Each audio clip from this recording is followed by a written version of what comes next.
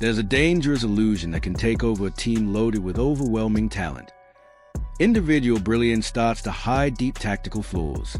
Fans are trained to focus on the scoreboard. Team USA wins, goes undefeated, and everything looks perfect on the surface. But if you actually understand the structure of basketball and watch the game closely, especially the matchup against Spain, the reality feels completely different. Instead of a dominant, free-flowing performance, it looked like a team fighting against itself. What should have been a comfortable, high-scoring showcase turned into a messy, unnecessarily difficult battle. After months of anticipation to see Caitlyn Clark return and run the offense, especially after a dominant performance against New Zealand, the expectation was clear.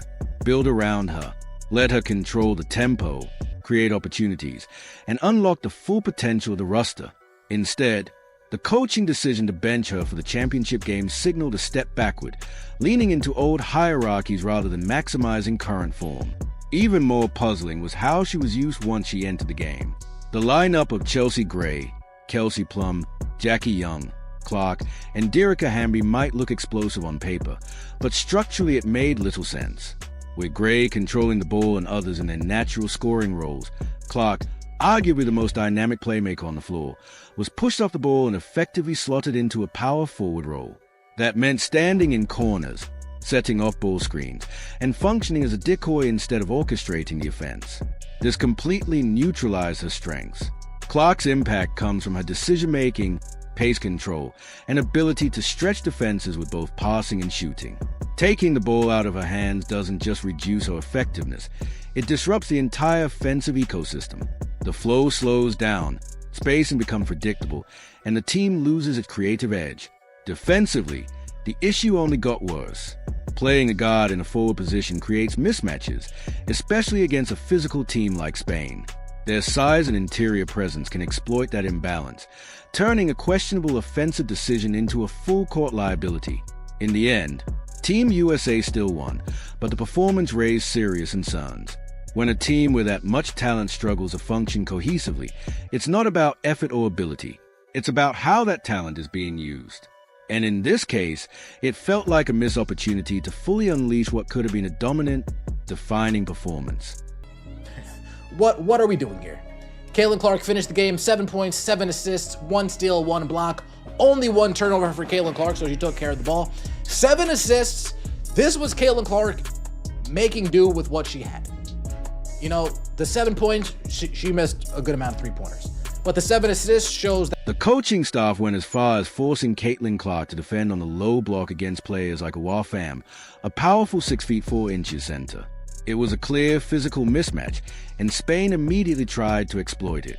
But this moment is exactly where Clark silenced one of the most common criticisms about her game. She didn't hesitate, didn't back down, and didn't get overwhelmed. Instead, she used her low center of gravity, planted her position, and waited for the precise moment to strike.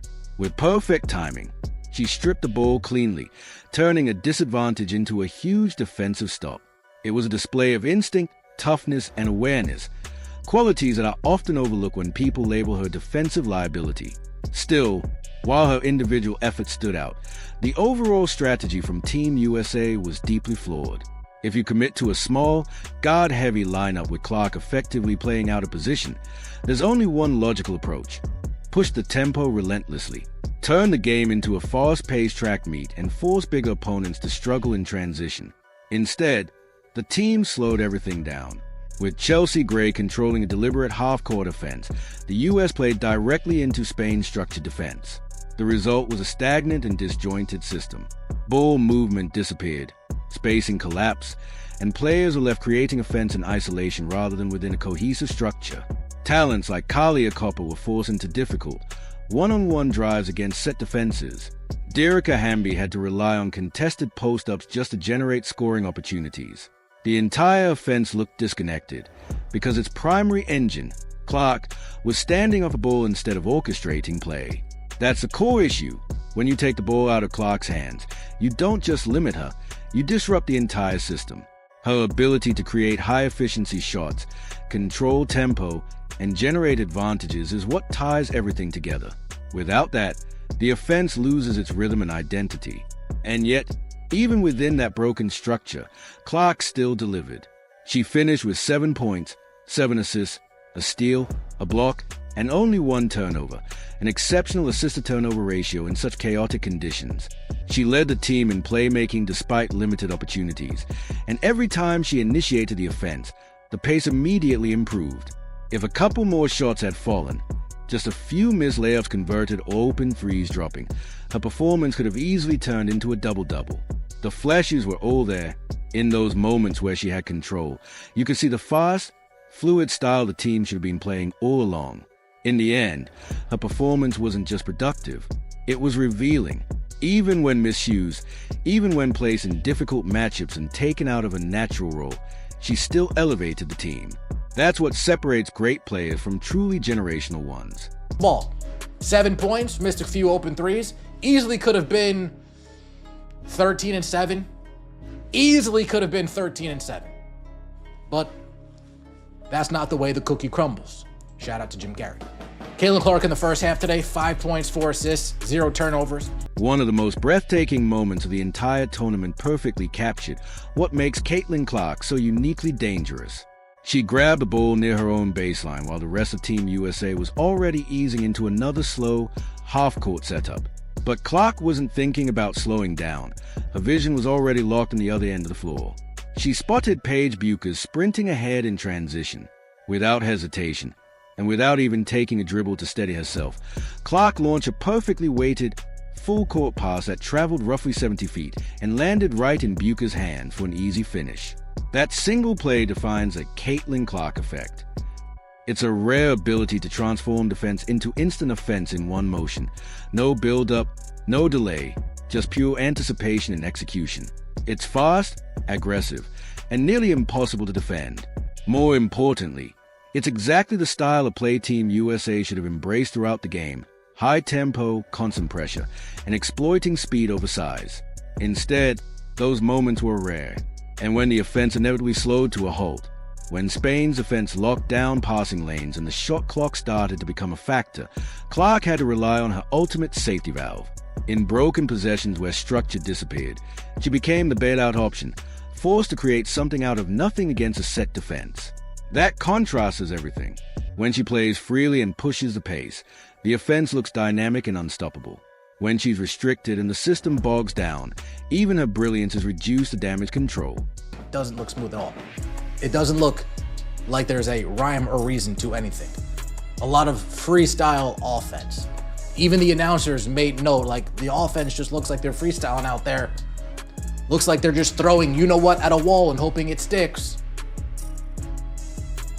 She crossed half court, waved off the screen, and without hesitation stepped back into a deep, heavily contested logo 3, nearly 7 feet behind the arc. It was the kind of shot you take when everything else is broken down, when the system offers nothing and the moment demands individual brilliance. And that's exactly where Caitlyn Clark thrives. Few players in the world can manufacture offense from that kind of distance with that level of confidence and control.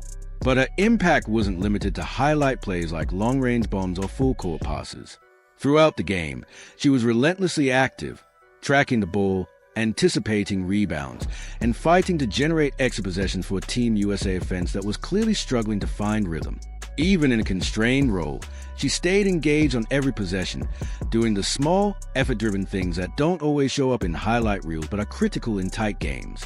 Whether it was chasing loose balls, disrupting passing lanes, or simply positioning herself to keep plays alive, she consistently looked for ways to lift a team when the system around her wasn't functioning. 9 points, 2 assists. Kelsey Plum, 18 points. Erica Hamby, 14 points. Ka Copper, 20 points. A lot of Ka Copper's points, straight up ISO ball. Much of Kalia Copper's scoring came from pure one-on-one creation, but this moment highlights something deeper about Caitlyn Clark. Watch the anticipation and intensity.